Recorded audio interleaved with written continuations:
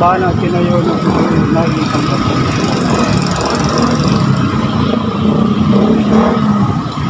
Yun yung 1580, ang tagal na naging tanggapan ng gobernador noong panahon ng Kastila. Lungsod ng Malolos, Bulacan. Bakit tayo sa loob? Baka pwedeng pumasok.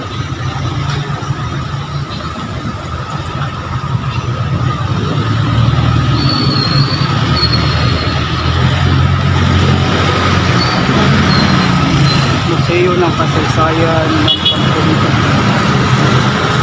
Museum Awaw.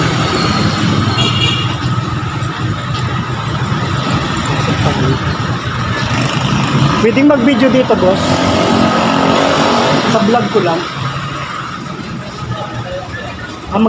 Mag-login ako. Sige.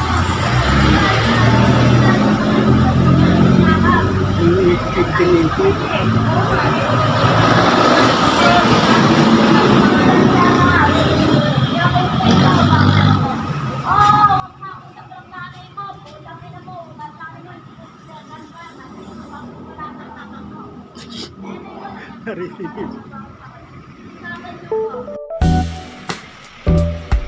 Papasok tayo sa loob. Kasarya.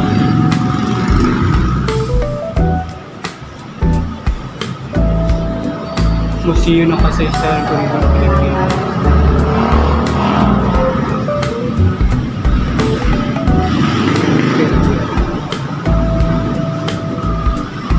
Ay sir, kung ano, ito yung pamprint, no? Ng unang panahon. Para siyang... Yeah, time na ginagawa yan. Nagpiprint dito sila. Kasi itsura talaga ng pamprint, no? Inventory Chris. Tapos yung mga kahoy niya, luma na rin panahon. Mga old artifact. Saan pwede dumaan? Dito lang. Dito po.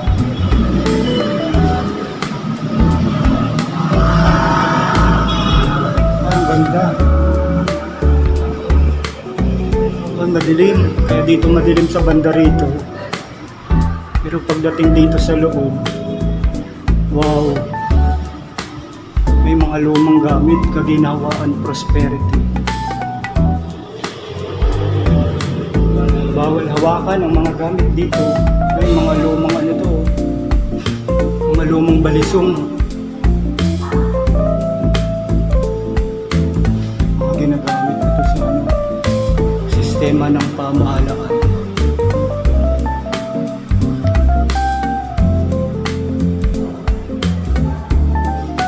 Timog ng Silangang Asia. Ito naman yung mga ginagamit na bamboo instrument.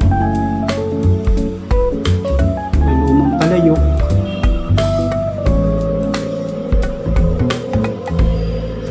Lapu-lapu.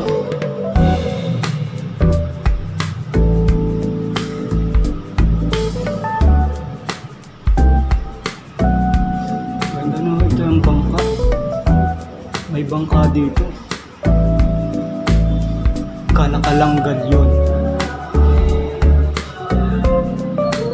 Ang kalakalang galyon 1568, 1815 ang unang kalakalang interprastiko na magkaugnay sa China, India. Lumang artifacts dito.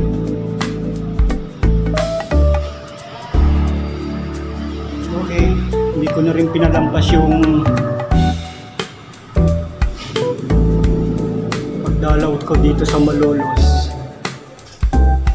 Pamahalaang kolonyal. Mapa, old mapa ng Pilipinas. Ang bagong pueblo.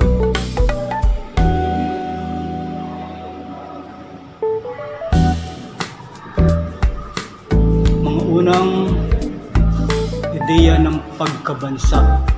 Mga picture talaga yung mga Kastila.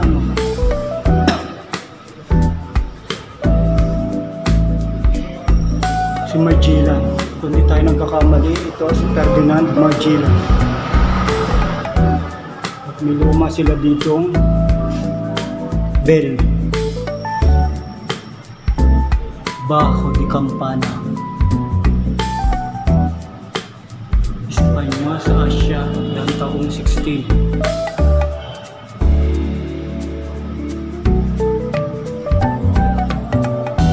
Okay, pasok pa tayo sa isang kwarto.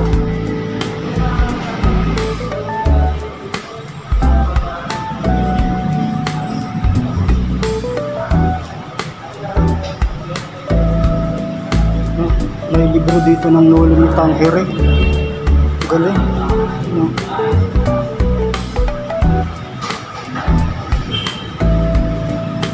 Lumang lampara. Jose Rizal. May pila.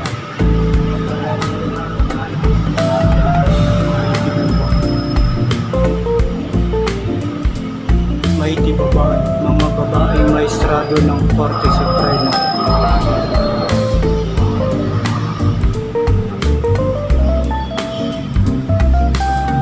Mga babaeng naglingkod ata dito sa Malolos.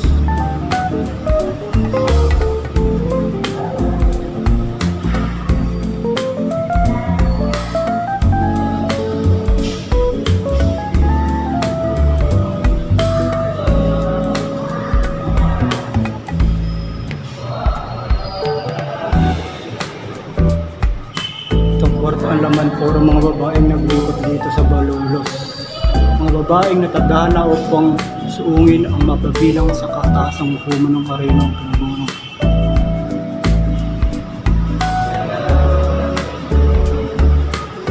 Dito ba, boss, pwede pang umakyat?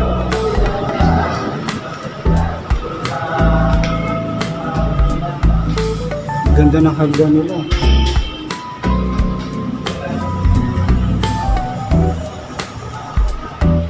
Sa pader nila ang daming naka paintings, mga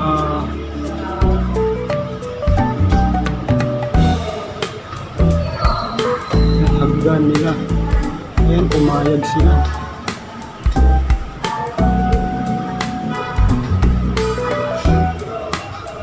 Si Jose Rizal Dischado, si Marcelo Itzdel pala.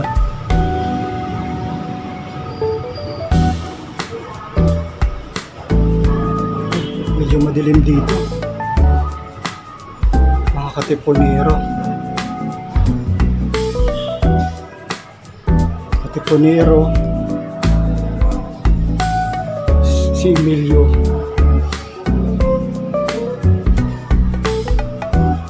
Lihab.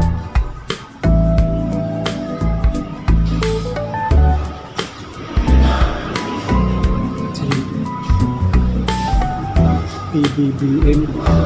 Ito naman mga naging presidente ng Pilipinas, si Digong,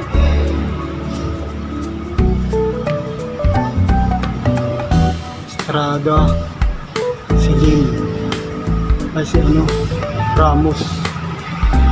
Wow.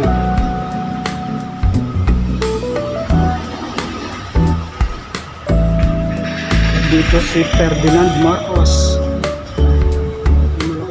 Dito ni Ferdinand.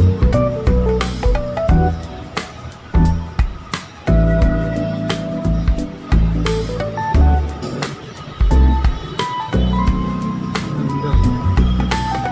Si Corazon Aquino.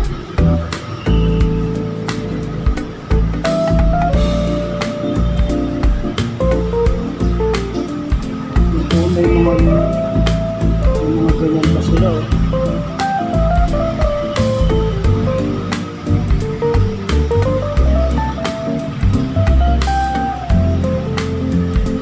Batas 1935.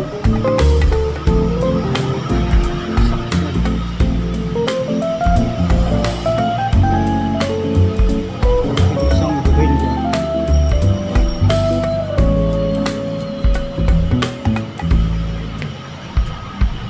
Ito ang panasis. Tapos nagigma.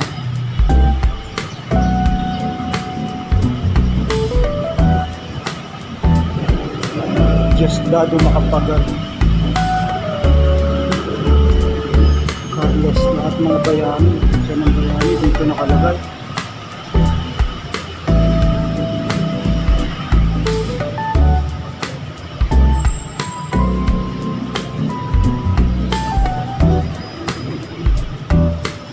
Magsaysay.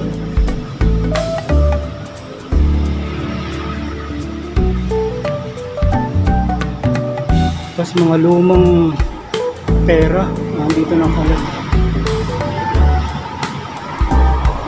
Makikita natin sa labas. Pag dungaw mo dito, bintana na. Kita mo na ang kalsada ng Malolos. Okay, baba na tayo. At meron silang lumang, yan o, baratatat, lumang ano yun o.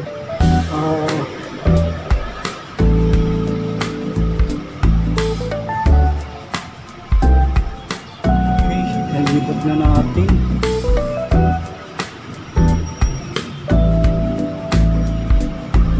Mga lumang coins. Okay po, baba na ako. Okay, ito ang bintana nila. Ganda. Okay, baba na ako.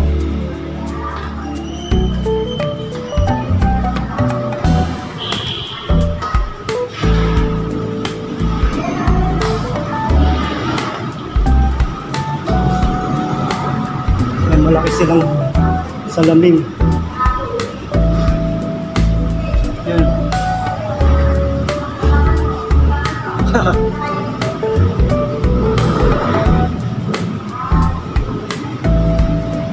Okay, labas na.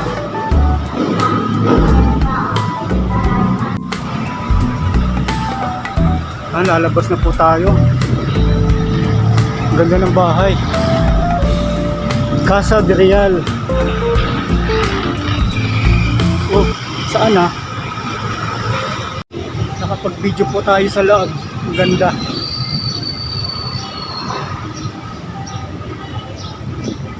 Ang ganda po dito sa loob. Tapos lalabas. Ano ang labas? Doon ulit. Ang ganda po ng bahay. Hindi makita. Saan ang daan? Doon pala.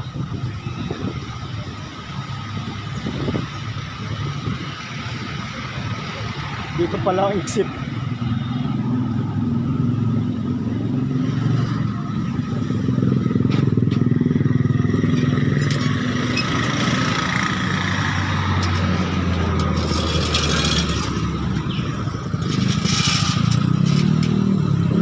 May isa pang bahay dito na luma oh. Vlog na rin natin.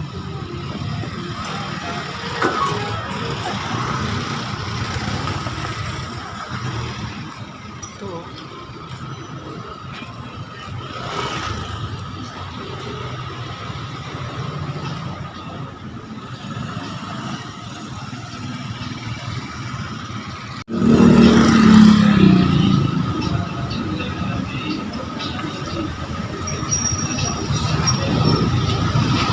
Lumang bahay pa rin ito dito sa Malolos oh.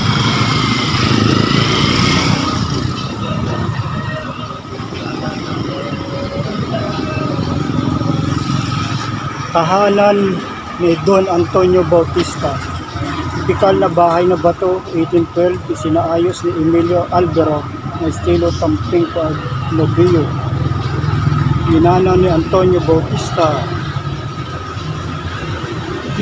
Ang gandang bahay oh.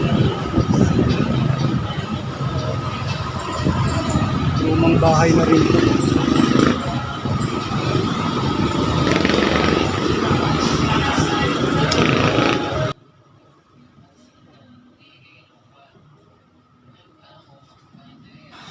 Dito sa part na ito, inalisan ko ng sound.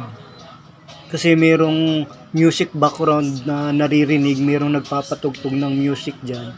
Baka tayo ma-restrict. Kaya inalis ko yung sound niya. Itong nasa tapat natin ngayon, dyan ako kanina galing, ang Casa Real. Ganda po dyan oh.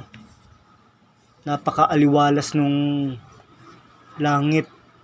Salamat po sa inyong panunood sa aking vlog. Salamat ng marami.